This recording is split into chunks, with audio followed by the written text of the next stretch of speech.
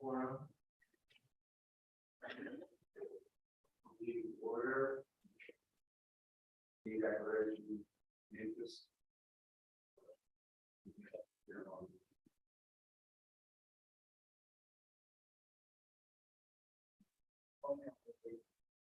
Oh, sorry. Strap. Oh, I see.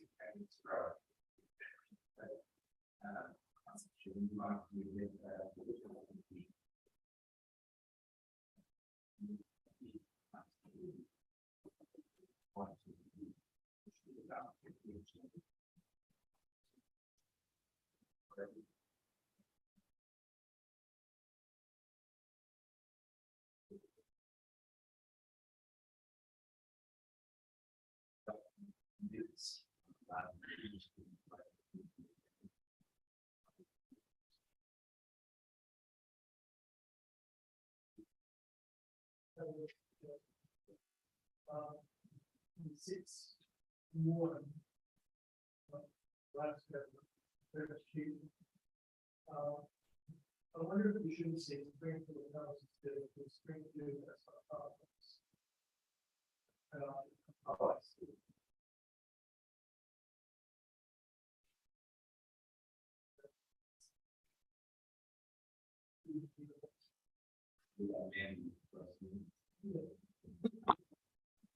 For you, Mr. Chair, we don't need a motion to amend the minutes. I'll note them in the minutes here. Thank you.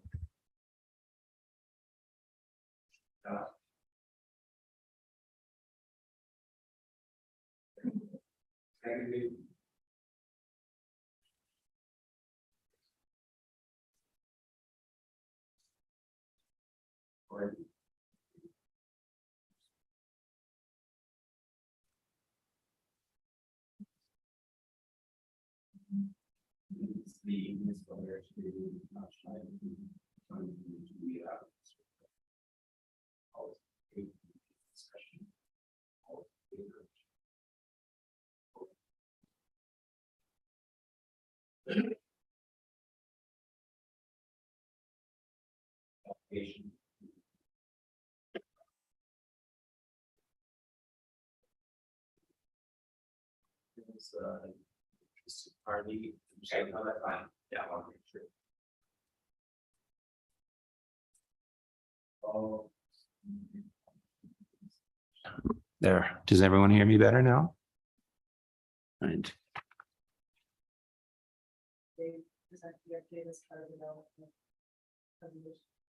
We could do that, and then he can. Dave then will talk about Springfield House and.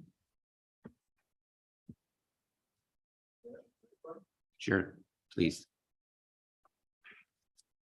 Thanks for having me. So an update on Springfield House. We have applied for the Trillium grant, as we'd spoken of. What we applied for was the structural work that's required, as well as abatement of asbestos. So we'll see if we were able to secure that one, I think in November. In the interim, I have reached out to structural engineering firms to undertake the structural design. And I'm hoping to have that complete in time for finding out whether we've received the Trillium fund or not. And that way we can keep the ball rolling on that one. And that's for the Escott Town Hall facility. The Springfield House itself, as we spoke to in the last meeting, structurally, it can meet its occupancy limits. We are keeping that one closed to the public at this time. There is storage in the Springfield House. And then in addition to that, a request has come through for opening up the washroom facilities. So we're going to be looking into getting the water turned back on and tested, and that way those washroom facilities will be open. That's my update. Any questions that David might answer for anyone on the committee?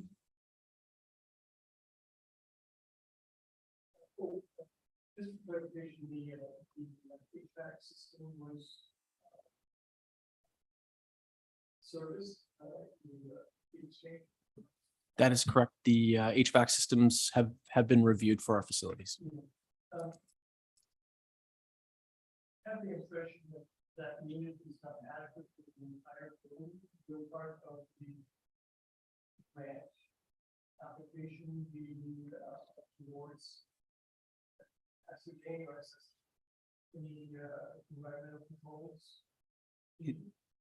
For the Springfield facility. So the current air conditioning unit that's located in the facility, that's one that we're talking about. Yeah. my impression is that- Just where the, I was wondering, will there be an evaluation of that? Restoration of the building? We can certainly take a look at that. Okay. Yep. Good work. Further questions, Art? No? Robert, do you have any questions? I was rapidly writing things down, but I may have missed something. David, what was the estimated time period when you hear about when you were successful with the grant?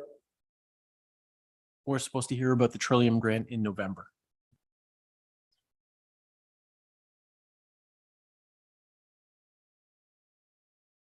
Marcus?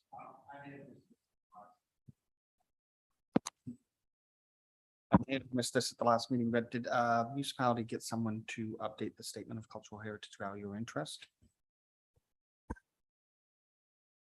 No, that hasn't been done at this point. My understanding is that it was included in the budget allocation. Was it not in the previous RFP that you sent out, Dave? Well, it was in the consultant award in terms of the assessment, I believe. I'm not sure. It hasn't been done. We need to look at when it needs to be done, the appropriate time and which budget line it's allocated to. So we'll sort that out, but nobody's been retained to date.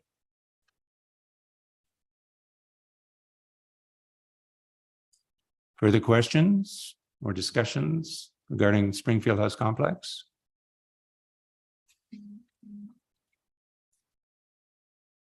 Very well. Dave, thanks so much for that. Taking time out of your day just to come and thank you very much.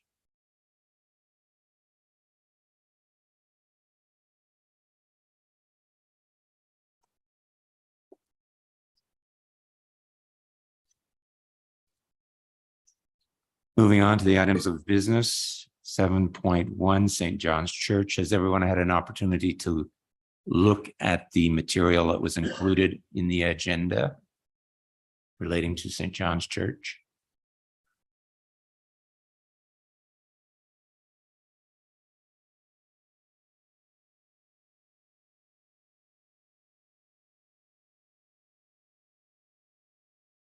The idea is, the motion would be that the church would be added, the church and property would be added to the Heritage Register, the Township Heritage Register. And that the assessment was prepared for that purpose. So do we have that motion here? Yes, Gordon, go ahead. I really enjoyed reading that article on that church. Oh, thank you. And a lot of my heritage is tied up with that sort of thing, my personal heritage. I just wonder, since there seems to be a roving Anglican congregation around these parts, I wonder why they could not use that church. Because it still belongs to the diocese. They've given up all of their church buildings for whatever reason. I can't speak to it. I mean, I understand what you're saying, but I just, if I know there's someone else around the table here who might have some input to it. Big Mark over there. Just wondering that from the imagery that was there, that building looks in very, very good shape. And altar and pulpit and all the Anglican paraphernalia is still there. I wonder if they could not come to some kind of understanding with the diocese. And maybe that's not our business, but but it just struck me as there's a little gem of a place sitting there, and there's a bunch of orphans wandering around, borrowing basements and things. yeah. Well, Anyway. Mark, yes. Is this being recorded? Okay. It's been deconsecrated. Yes. The church is responsible for it. Our parish is still taking charge of the graveyard. But if the church was offered a few dollars and it was moved, say, to a property on Thomas Road, for example. Yeah, exactly. Because that seems to be the challenge in the longer term is where does it can't really stay there because the church, the diocese doesn't want to be responsible for it for the long term. So we had that lovely little Linders Church, which has been sold and we don't know what will happen to the building. But in this case, it would look great on your property. Thank you, Gord. We really appreciate it. And it's a very short move as well. All right. Marnie? Thank you. The only comment I would raise with respect to it is, has there been any outreach to the church or any discussion with the church? Because in reviewing previous additions to the register, we've always had the agreement of the landowner. In looking at the Heritage Act, we would need to provide notice if this goes through council, and they do have the opportunity to appeal to council. But based on the previous processes of other councils, it's always been the preference to have that communication up front with respect to the intent to put it on the register.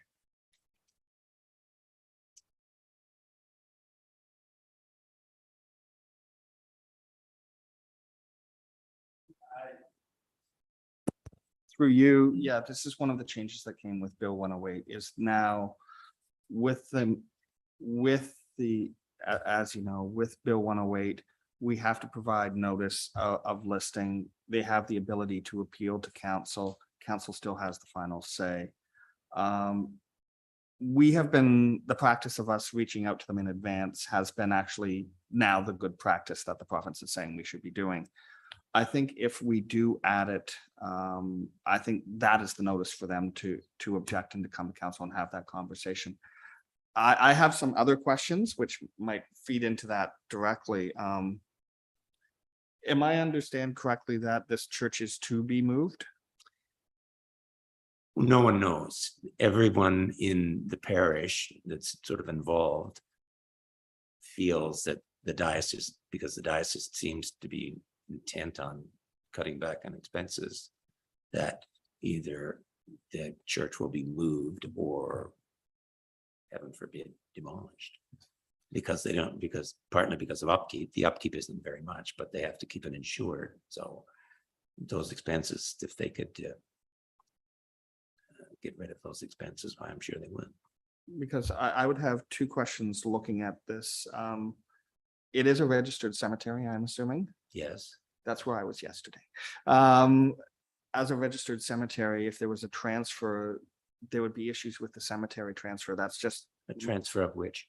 You can't just, you can deconsecrate the church, but it's still a registered cemetery. So there's certain legal obligations for that maintenance of that cemetery. And if it isn't maintained and declared abandoned, then it would come to the municipality. So I think there's some implications that have to be. Oh, well, I think that the cemetery is still active and is being managed by a board. But is it part of the same property? As The cemetery is board separate from the state. Parish, all the state people yeah, call it something different. But the actual church itself belongs to the Anglican Church. That's the issue. It's sitting there in the middle of that one piece of property. And get it out. It's my song. and I suppose this is because the legislation has changed very recently. There's a bit of ambiguity here in terms of if you've got the cemetery and it's under the cemetery board, I'm assuming that who owns the property? Is it the Anglican Church or is it the cemetery board? The Anglican Church owns the property. So the board is. In fact, the Anglican Church has always owned the property. The property was originally deeded to the diocese in 1850. Was Toronto at that time, but anyway, So so the board is not the landowner. the church board. Yeah. Or the cemetery board. That's right. So it is, so you've got, yeah, okay, that's. Because my question would be is when we're adding. If there is a sense that the church may or may not be removed, I think it's really important within the statement to make clear is the cemetery of cultural heritage value as well. So that if it does come as a request to demolish and move the church, it makes it clear that the property should remain upon the register for the cemetery. If that is the desire. Yeah, well, and it is mentioned in the document that that cemetery is where the first two genera, I think it's, I forget now what I wrote, but. The reason I say that is you do have a reference to the cemetery. I think it would just. I'm in support of adding this to the register. I just would want to be sure that if you are adding it to the register. What is going to be protected if there is a sense that there may be something moved or demolished. I think, to be honest, the question would be is, why are we adding it at this point? If we want to add it to the register, for the cemetery and the association, I think that's one thing, but I think it's another why are we adding the church itself? I suppose is my question. If the idea is that it's going to leave the property.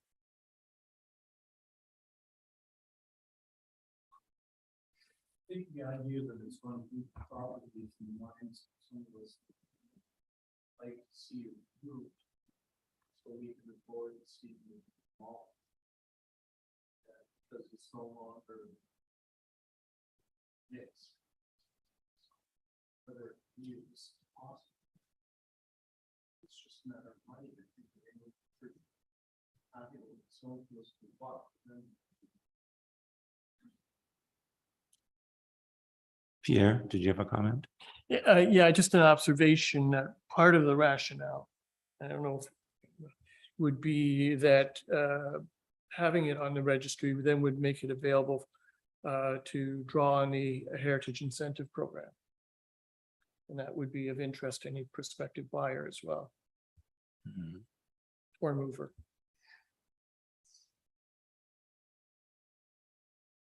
Marnie's trying to get your attention. Sorry, I know it's just reacting to Marcus's reaction, yes. Marnie. I just have a question with the whole concept of moving the structure, because that's not in front of us at this point. Well, there may be community discussion around it, but if a property is identified and included on the register, then the listing has to be specific about the elements and the reasons why it's included on the register.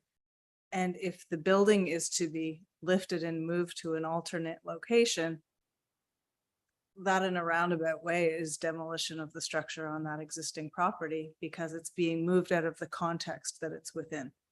And so I'm not sure how, or I don't understand the level of protection of being included on the register. It absolutely would protect the structure if there was a proposed demolition on the property. But if the structure is to be moved to another property, the context is altered in such that is it still as significant as it was in the original location?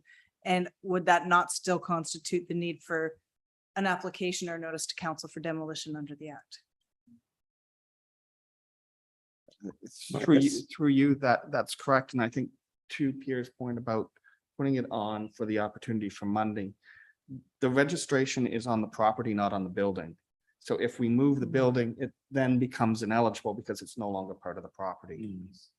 So I think that's where I'm very supportive. I think it should be protected. I think it's here. These are sort of some of the questions that just have come up looking through this. So. Yes, Pierre. Just for clarification, I'm sure this is clear to the rest of you, but the position of the diocese is that they want to retain the property, but they don't want the building. Is that right? To be honest, I don't know, but I could say from sort of my other experience with the diocese, or more recently, what's happening in Lyndhurst with the cemetery. If the diocese could get rid of the cemetery and the church and everything, they would. But unfortunately can't. Well, unless they could find somebody to take it over. So they're stuck with the cemetery, but they don't want the added responsibility of the church. I think that's their approach. Okay. Thank you.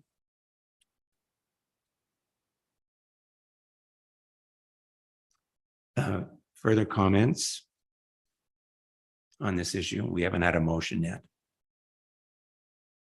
One question Yes, for ma'am. clarification, just based on some of the discussion. And one of the points that Marcus raised, if the inclusion on the register, if the resolution goes forward as proposed, are there alterations that are necessary to the document that's been prepared and the assessment that's been prepared? Because that then forms the basis of the listing, which would also, so Marcus raised the point of the cemetery specifically being identified as included as it relates to the context of the church building itself, because the protection is registered against the property as a whole. And so I just want to make sure that if the recommendation is going to go forward to bring this to council for inclusion on the register, that the actual description and assessment is complete to where we need it to be, because that would also form the basis of any appeal that might be submitted. I'm not saying there would be an appeal, but it forms the basis of their review and what's in front of them for a potential appeal. I agree. I think your point is well taken, and I think the issue that Marcus has raised is important, and it was overlooked in the preparation of the report. So how can we go forward from here? If we amend the report and speak more descriptively about the cemetery and the aspects of the cemetery that would qualify it for inclusion, can we do that after we make, or do we have to revise the report and bring it back to the committee?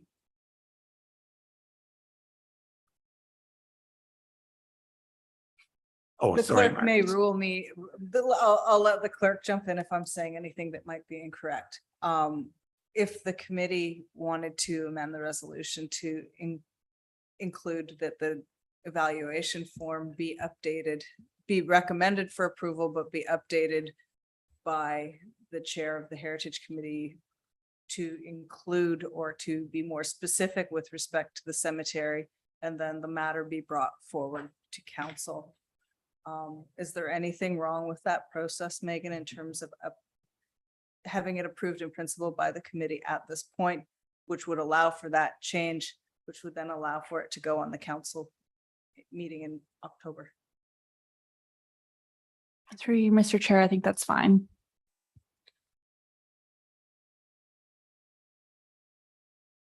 Do we need to reword this? Do we have this motion here in this? Okay. No, we don't have an amended motion. We don't have an emotion to amend, so we can just write it as it should be. So the motion should be then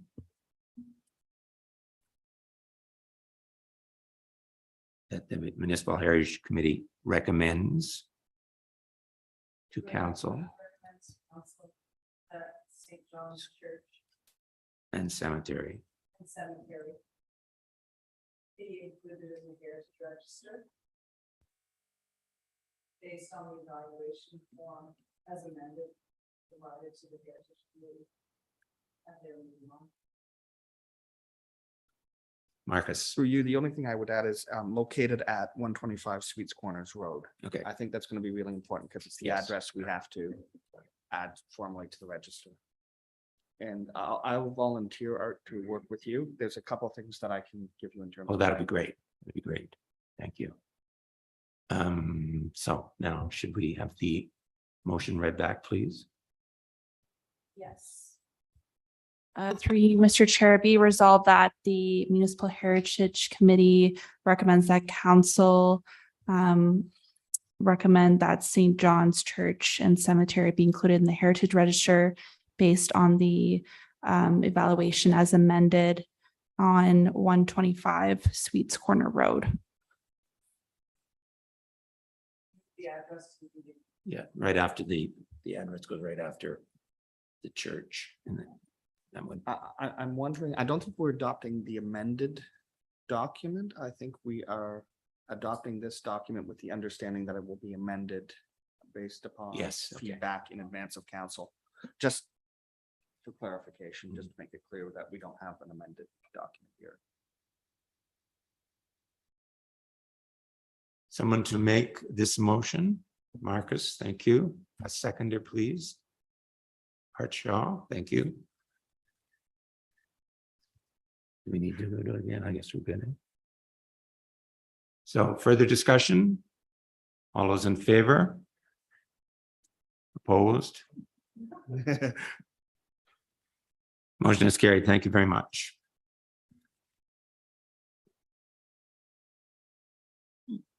Moving on to the 2023 Heritage Committee budget. I believe everyone, excuse me. Everyone has a copy of the budget before them.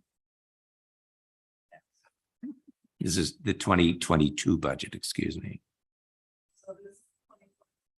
This is the 2022 budget and what's been spent to date. I would note that there's the budget line for the museum that $712 was coded there in error, and I've had that corrected. So that budget line should be zero at this point. What it was some of the work, the excavation work to review the foundations was by accident coded to this account.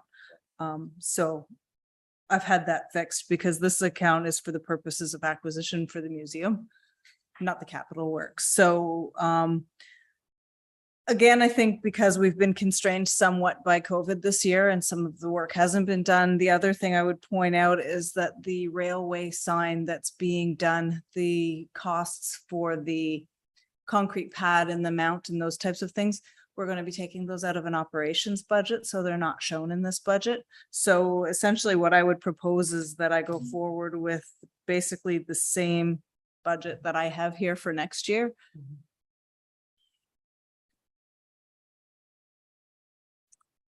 Marcus, For you, Marnie, just Mhm. for clarification, the heritage work that would be done on the Springfield House complex, so the update that's not coming out of this budget, that's coming out of, No, this is strictly the committee budget. So all of that budget would be coming out of a capital budget for the facility.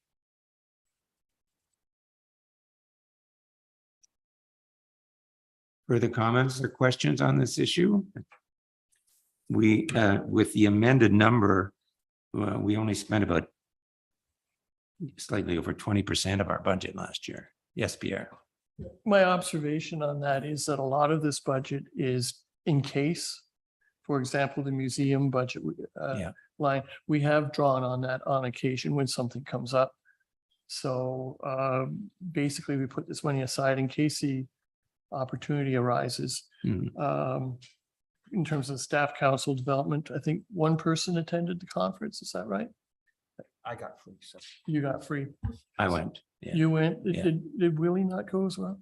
she went. Yeah, she was there for So one. the two. Oh, but she was volunteering. She, oh, yes. Oh, okay, so anyway, I think that the rationalization of that would be that this is money to be used in case the advertising again is Yeah. because we would have to advertise in the paper if a designation comes up, that sort of thing. That's just my observation. So the other thing I would point out, as you brought up with the updated statement of cultural significance, that's not been budgeted through this committee's agenda. That's been budgeted through one of the capital accounts that's going towards all of the work associated. It's still going to come to the committee, but it's not being done through the consultant line in this budget. It I would see. be done through another budget. I'd also note that the $10,000 in the annual budget for heritage reserves is related to the grants. So that actually inflates what the bottom line of the budget is because it's not actually intended to be operating. Through you, Art, just a very quick question, because I think our term ends this year. I think this is our Yeah. last meeting. Mhm. Do we need any money in for potentially new committee members for any sort of training? I know the Heritage Conference is in London next year, so I don't know if there's any desire to send, new members of council or new members of the committee to that sort of training. So if there's counselors going to that, that would come out of the council budget. But we can look at that. That's a good point. So I can look at potentially increasing that for some education for the next round. But that would, we would still remain at the $15,000. Mhm. Just a quick question. New members would have to be provided with certain materials as well. For example, the Heritage Act, I don't know, is the CD-ROM package still valid or not? It's all available online. We wouldn't Yeah. be So it's not a reproducing hard problem. copies, no. The new tarot kit will also be coming out next year in theory. I'm sorry, the new, Ontario Heritage Toolkit in theory is coming out.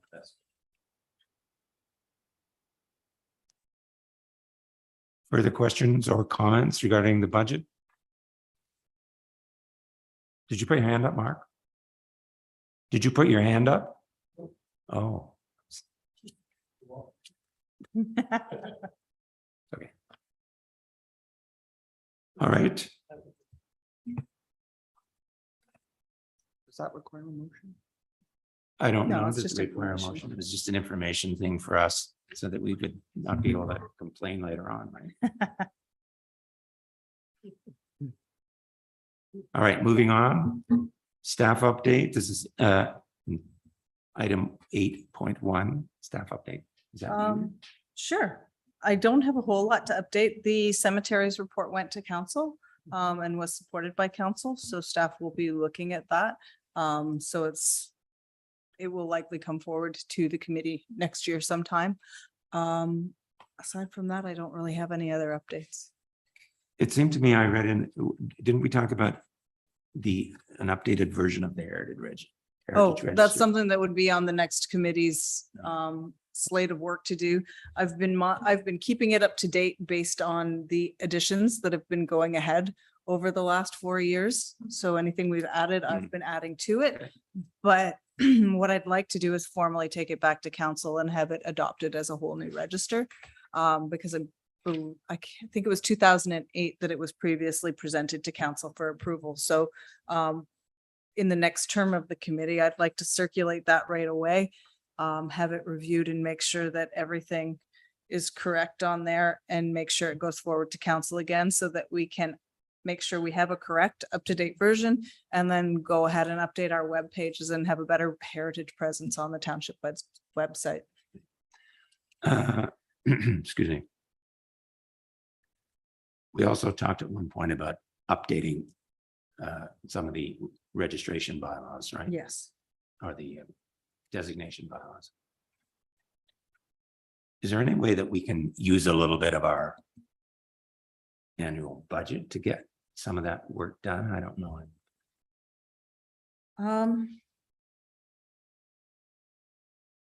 It's a little late in the term to be doing that. I know it is. I mean, I'm only thinking about why would I would think about another term. But I do think that absolutely, and what we had talked about was starting with the township owned properties first.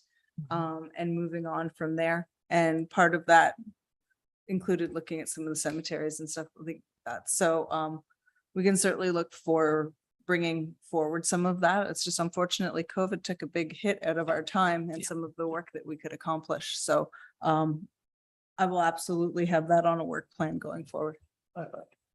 Pierre, Yeah, thank you. I wonder if we could contract some of that out under the contracted jobs line Yeah. in the budget.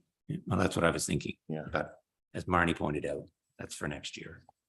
So We could hire. if you maintain your interest, Pierre, that's your commitment to come back on the committee next year. Just so you do know, Megan, what would be the timeline for posting for new committee members based on, are we looking at doing that in November for appointment in December? Through you, Mr. Chair, I believe we have discussed putting out applications towards the end of October, Okay. and then they would be reappointed, I believe, in December or potentially the new year at the latest. Last time around, it was February, I think, before, wasn't it? Yes. So. Pierre, Just a quick question for background. And Marnie, I know it's not your field. I should have asked David while he was around, but there's proposed work on the road on Prince Street. In the corner, the southwest corner. The to make wall? Yeah, involving the stone wall there. I believe they're going to make the corner easier for big trucks to get Mhm. around. Has there been any motion movement in that respect or not? Or? The township is working with the county in Mhm. terms of the final design on that one, Yeah. but I don't know where that's at or the You don't know actual time. timelines. Fair enough. Okay, thanks. That's it. Council update 8.2. Is this going to be you again?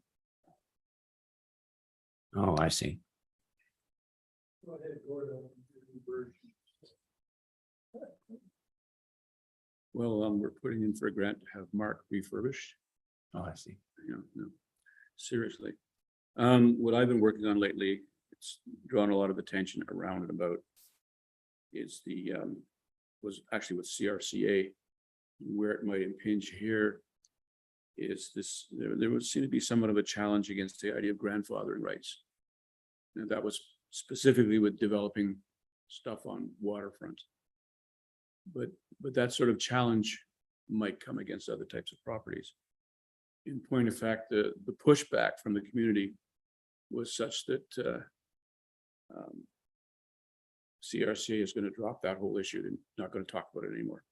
Because grandfathering is covered in the Planning Act, but it was not mentioned in the Conservation Authorities Act.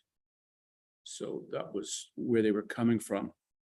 It might be that they miscommunicated or something like that, but there was a lot of anxiety, especially along the St. Lawrence front.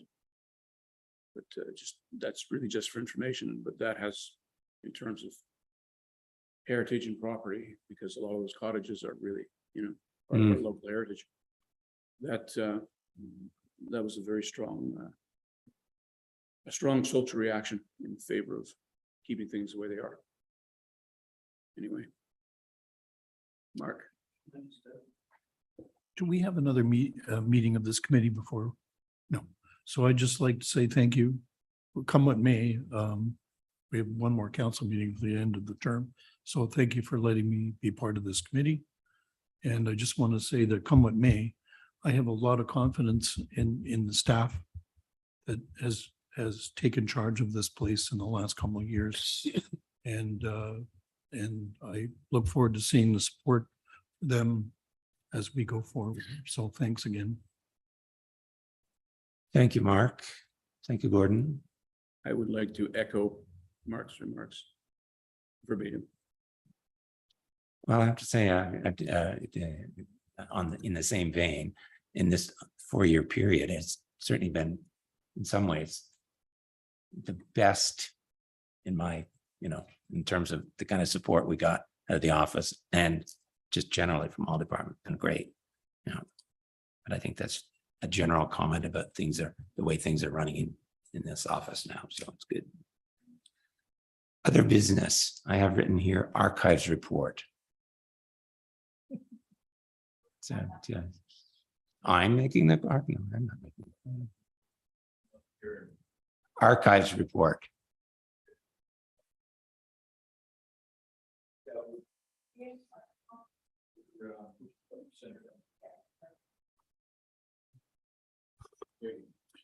Archives is working hard to catch up with the backlog, which was mostly generated when Bill Bolton moved out of his house and emptied his basement at Archives. There's some fabulous stuff that's still coming to light, and it's being cataloged. We have 3 people now working on cataloging. Our new volunteer, Jim Sainer, is working out fine, cataloging material. Donnie Dory is spending most of her time cataloging as well. She's doing less scanning, I guess, and more cataloging. And myself, I'm trying to catalog full-time.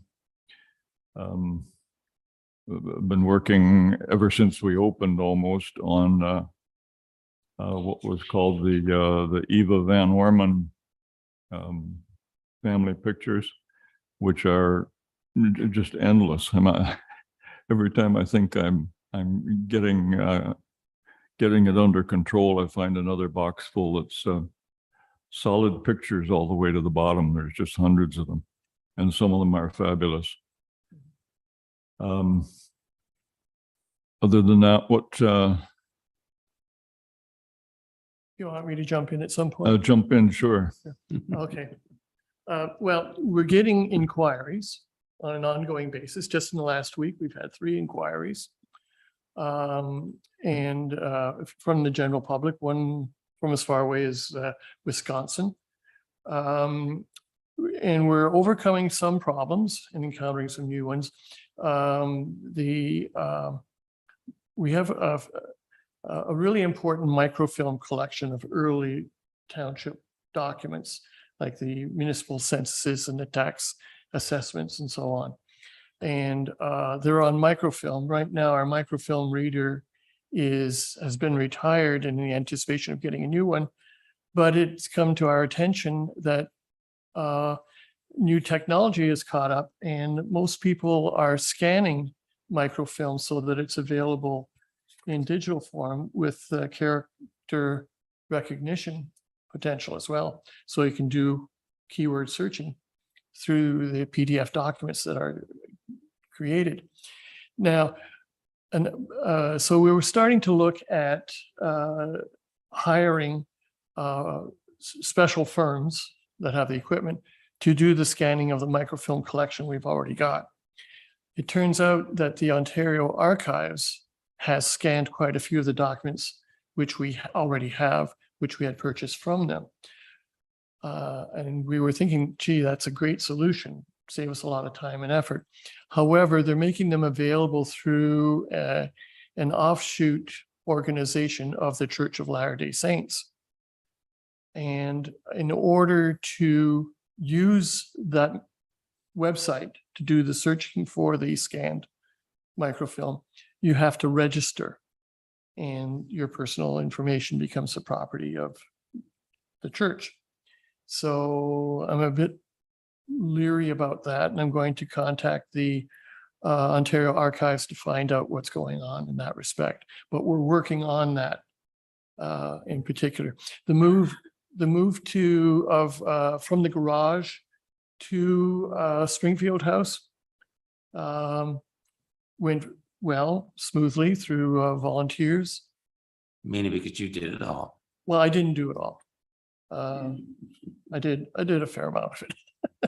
But the opportunity to move the material into Springfield House was a huge relief to us, because you may not know this, but the garage is actually a tidal location. So on a full moon, the water creeps in to the garage. And the material was on the verge of being damaged, essentially. Whereas now it's in a very well-controlled, environmentally controlled environment. And we've got all of the material moved out of the garage, all of the potentially damageable, if that's a word, the material moved into Springfield House safe. And let me see what else is there. Yeah, we've had visitors to the archives. Things are falling into place. Oh, yeah, the other thing I was going to mention is we've been getting really good support from the library for technical support. And that's part of the memo of understanding. However, the ground has changed in that they've lost certain staff that had a really unique skill set in terms of keeping our catalog available online through the internet. So we're exploring with A2M, access to memory, making the catalog once more available for online searching with the inclusion of the hundreds and hundreds, if not thousands of thumbnails that we've loaded along with the individual records of the catalog. And that's going to be coming up next Wednesday at the library board meeting to budget for that. It's a cost of, I think it was $1,699 a year. And they provide full service for that. All we have to do is provide them with the data. So I'm looking forward to that being resolved, and that will bring in even more business online or in person as people discover things searching on the internet. And so things are looking good on an interim basis until a few years down the road when we can actually move into our so-called permanent location. I think our subscription proposed to this expert in the Atom program will be a huge help to us in repairing some of the weaknesses that have crept into the system Yeah, in the many years we've been using it. there's some idiosyncrasies in the database that need to be resolved. Mhm. And part of the contract for the $1,699 is full service from them. If we have a problem, we relate it to them and they work on it for us. So it's a wonderful situation, and I'm really Yes. looking forward to getting it resolved. Yes, I'm looking forward to that. Am I missing anything else? I think we can leave it there. So once again, thank you for the support from the staff and from council regarding the maintenance of the archives. Other items of business for discussion?